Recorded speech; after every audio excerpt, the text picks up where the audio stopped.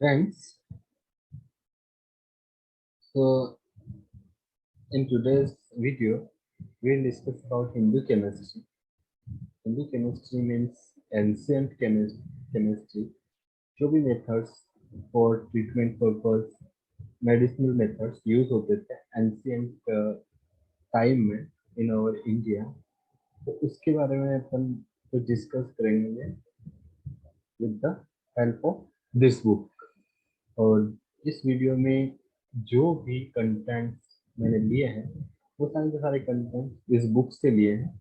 उस बुक का first page आपको आपके स्क्रीन पे नजर आ रहा है, that is study of Hindu chemistry from the earliest time to the middle of the 16th century AD with Sanskrit text, variants, translation and illustration.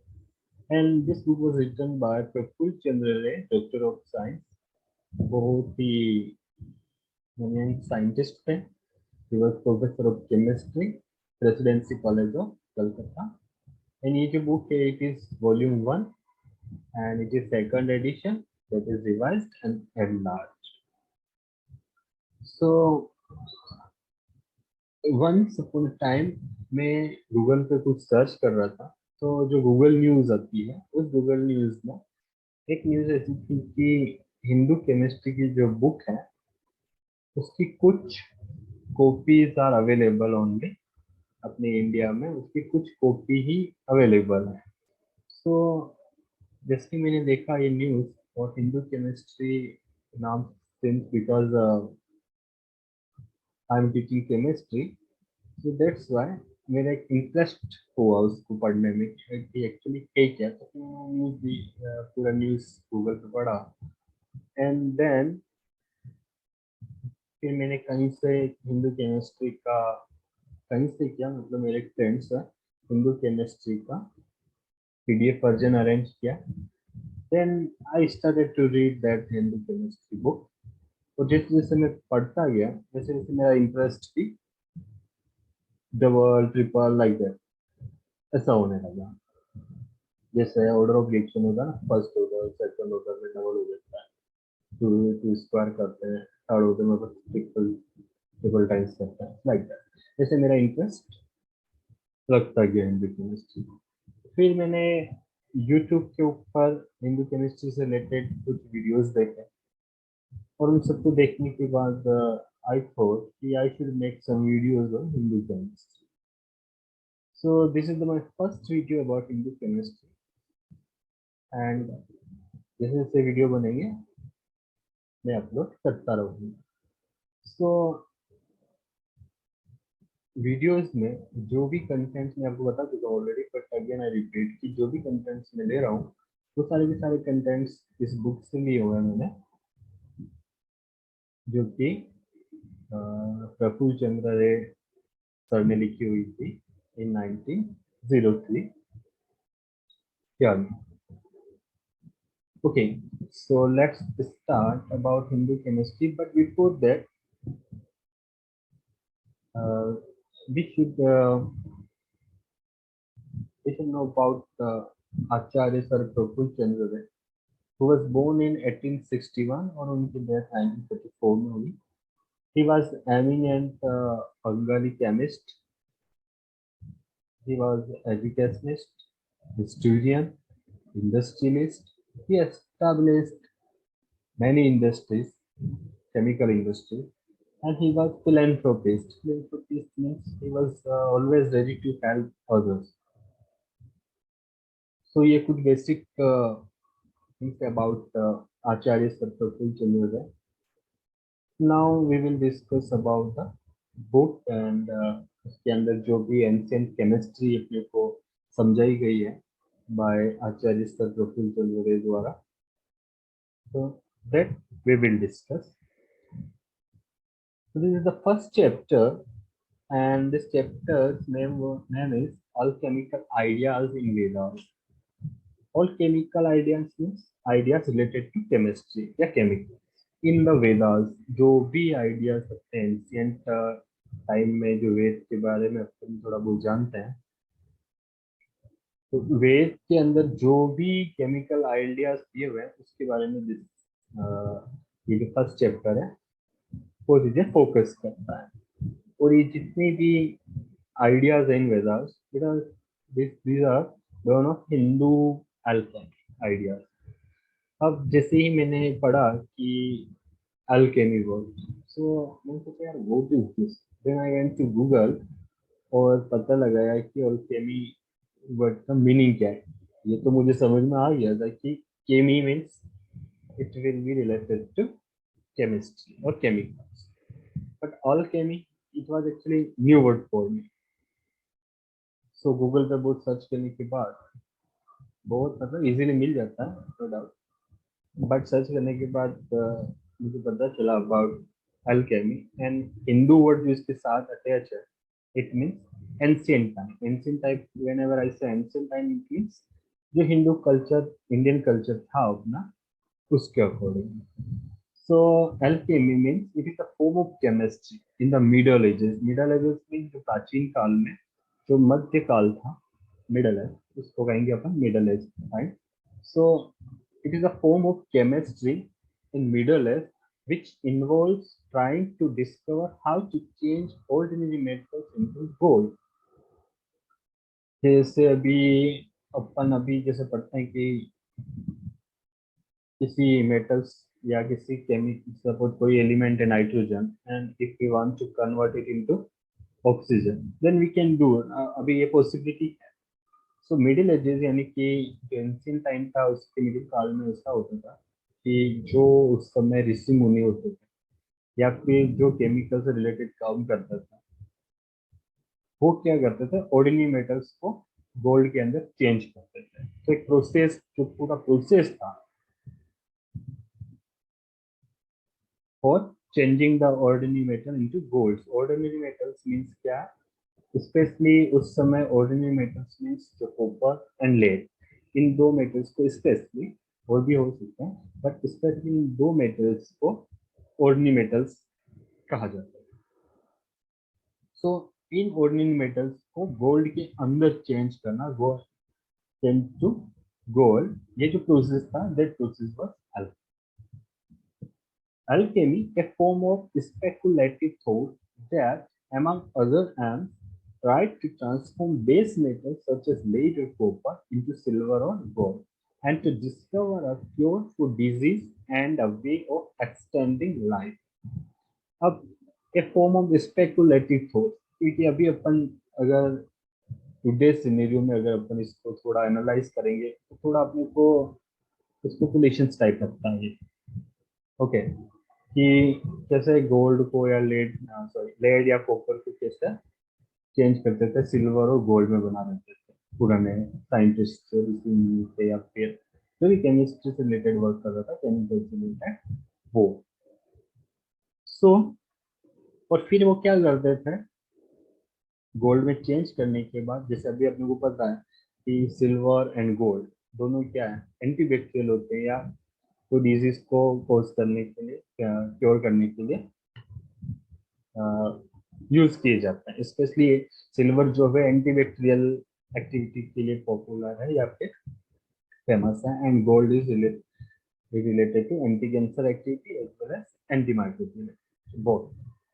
सो वो क्या करते थे, पहले ऑर्डिनरी मेटल्स जैसे लेड एंड कॉपर को क्या करेंगे, गोल्ड या सिल्वर में कन्वर्ट करते थे, तो फिर उनको डिजीज, कोई स्पेसिफिक डिजीज को क्योर करने के लिए यूज करते थे। So it was Alchemy idea. So alchemist, someone who transform things for the better. अब जो अल्केमी आइडियाज को यूज करता था उसको अल्केमिस्ट कहा जाता था। अल्केमिस्ट क्या होता था, जो पर्सन, वो जो पर्सन वो ये काम कर रहा है, कौन सा काम, to transfer gold, sorry to transfer lead और कॉपर इनटू गोल्ड और सिल्वर। ओके, सो अल्केमिस्ट जो होता था वो क्या करता था, ट्रांसफर करता था ऑर्डिनरी मेटल्स को, गोल्ड और सिल्वर को, and in today's time it is known as transmutation of metals. यानी कि या एलिमेंट्स, किसी एक एलिमेंट से दूसरे एलिमेंट्स में कन्वर्ट करना, दैट इज ट्रांसम्यूटेशन। सो ये किया जाता था इन आवर एंशियंट टाइम। किसके लिए किया जाता था, फॉर क्योरिंग डिजीज, और कुछ चीजों को बेहतर बनाने के लिए किया जाता था। Okay, so it was Hindu alchemical ideas in Vedas.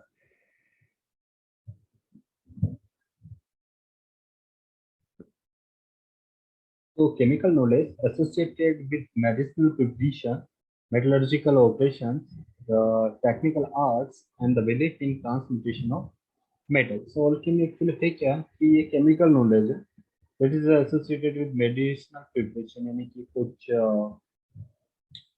Chemical बनाने के लिए जो मेडिसिनल प्रिपरेशन या मेडिसिनल पर्पस के लिए यूज होते हैं, देन मेटलर्जिकल पर्पस के लिए यूज होते हैं, कुछ टेक्निकल पर्पस के लिए यूज होते हैं, और ट्रांसम्यूटेशन ऑफ मेटल एक बिलीफ का मेथड था कि मेटल को कन्वर्ट करना, ऑर्डिनरी मेटल को गोल्ड और सिल्वर में कन्वर्ट करके ये सारी की हर चीजें की जाती थी। तो it is alchemy idea. So in India more so than in Europe, chemistry was involved chiefly as a handmaid of medicine and later on as an adjunct of the Tantric culture. So in India, more so than in Europe, Europe से भी ज्यादा chemistry involve थी। किस form में? Mainly handmade of medicine, यानी कि medicine जो है कुछ मतलब मेडिसिन हाथों से बनाई जाती थी, मैन मेड थी या हैंडमेड थी। जैसे जड़ी बूटी के बारे में अपन ने सुना हुआ है कि जड़ी बूटी बनाते थे ऋषि मुनि, और उसके बाद उसका जूस, जड़ी बूटियों का जूस देकर कुछ डिजीज को क्योर किया जाता था। So it was actually chemistry. And बाद में ये क्या हुआ कि तांत्रिक कल्चर का पार्ट हो गया। ये तांत्रिक कल्चर में जैसे अपन देखते हैं कि टीवी पे अभी अभी टीवी पे बताते रहते हैं कि कोई महात्मा है, या महात्मा तो नहीं, जैसे जैसे कोई बाबा है, वो क्या करता है, कुछ खोपड़ी रखता है, खोपड़ी ब्रेन खोपड़ी रखता है, खोपड़ी रखने के बाद उसमें कुछ हाथ में ऐसे लेके उसमें डालता है, तो क्या होता है कि उसमें से धुआं धुआं निकलता है या आग जल जाती है। तो it is just game of sodium and water और पोटेशियम एंड वाटर। तो ये अपने को भी पता है। सो उस समय लोगों को इतना पता नहीं रहता था, तो एक तांत्रिक कल्चर के रूप में जिसको यूज करने लगे थे लोग अपने आप को पावरफुल शो करने के लिए, और like it was believed that the efficacy of a drug alone was by no means considered sufficient unless that by the kindly interposition of the grace. Means उस समय ये बिलीव किया जाता था कि आपने मेडिसिन तो बना ली है, बट मेडिसिन बनाने के बाद भी जब तक इसमें कुछ मंत्र पूजा या भगवान को अर्पित ना करे या बताए नहीं ऐसा कुछ, तब तक ये क्या है कि इफेक्टिव नहीं है, ऐसा बिलीव किया जाता था। So that's why thus in the Rigved we find the Aswins, the divine physicians involved, who give sight to the blind and make the lame walk. यानी कि इससे रिलेटेड अपने को मिलता है ऋग्वेद में। ऋग्वेद मैंने भी नहीं पढ़ा है अभी तक, बट आई विल। कि ऋग्वेद में ये अपने को पता चलता है कि अश्विन कुमार हैं, जिनको फिजिशियंस बोला जाता था उस समय, वो भगवान का ही रूप थे और वो फिजिशियंस का काम करते थे। और उनके बारे में कहा जाता है कि वो ब्लाइंड को आंखें दे सकते हैं, नजर दे सकते हैं, एंड जो चल नहीं सकते उनको चला सकते हैं, मतलब मेक द लंबो। अब अश्विन एक्चुअली कौन है? Ashwin also known as Ashwini Kumar, Ashwin को अश्विन कुमार भी बोला जाता है। And Ashwin are Hindu twin gods. ये क्या है कि इनको एक्चुअली ट्विंस के फॉर्म में देखा जाता है, हिंदू गॉड के फॉर्म में, ट्विंस के रूप में एसोसिएटेड विद द मेडिसिन। इनका काम क्या था? मेन एक्चुअली वो डॉक्टर्स थे, ऐसा अपन वी कैन से कि वो फिजिशियंस या डॉक्टर्स थे। हेल्थ के बारे में वो एसोसिएट होते थे, मेडिसिन मेडिकल साइंस उनसे ही चली है, ऐसा अपन बोल सकते हैं। According to Rigveda always referred to in the dual without individual means, हमेशा उनको किस फॉर्म में अपन एक्सप्रेस करते हैं या फिर डिफाइन करते हैं? ट्विन की फॉर्म में, इंडिविजुअल के बारे में नहीं। तो Ashwini Kumar like that.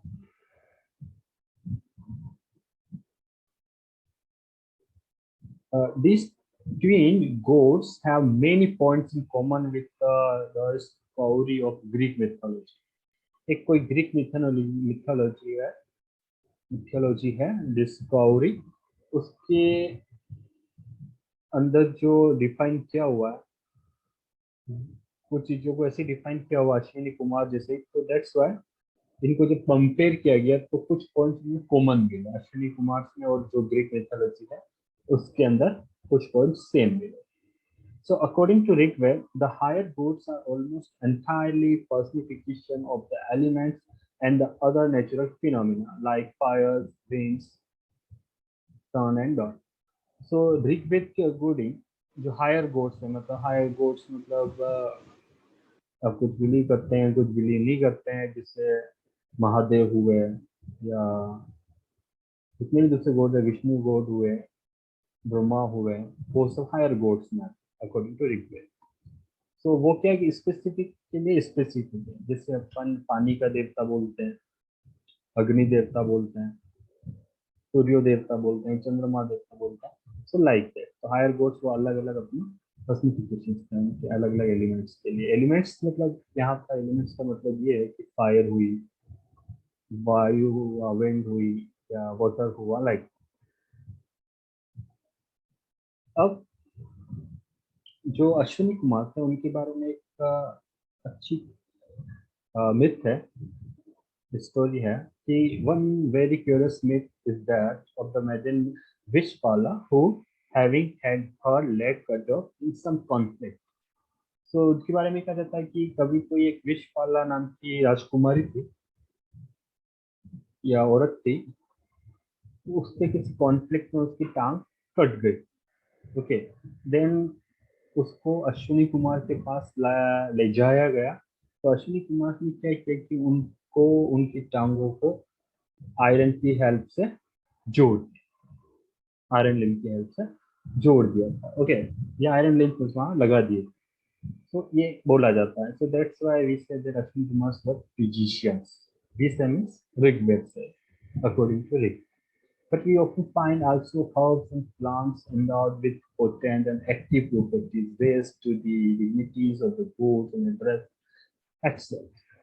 So generally अपन क्या देखते हैं कि कुछ herbs हैं या plants हैं, वो क्या है, उनके अंदर कुछ मेडिसिनल पोटेंशियल होता है, मेडिसिनल एक्टिव प्रॉपर्टीज होती है, और उनको हमेशा गॉड के लिए, भगवान के लिए उनको माना जाता है. कि जैसे फॉर एग्जांपल तुलसी, तो तुलसी जब हम भी खाना वाना बनाएंगे तो तुलसी का उसमें जो हिंदू कल्चर को फॉलो करता है वो उसके बारे में